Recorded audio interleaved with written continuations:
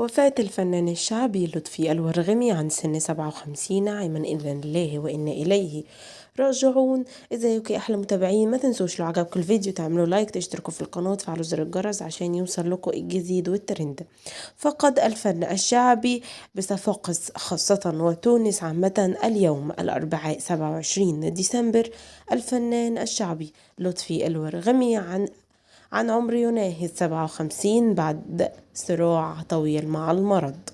رحم الله الفقيد وتغمده بواسع رحمته وأسكنه فراديس جنانه ورزق أهله وذويه جميل الصبر والسلوان، وإنا لله وإنا إليه راجعون.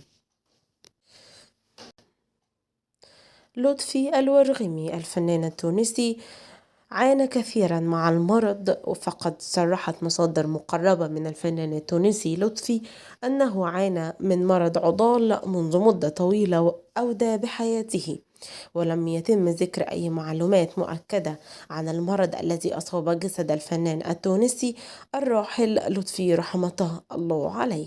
وقد نعاه العديد من الشخصيات الفنية البارزة في تونس كنقيب الموسيقيين ماهر الهمامي وغيره من الشخصيات الهامة.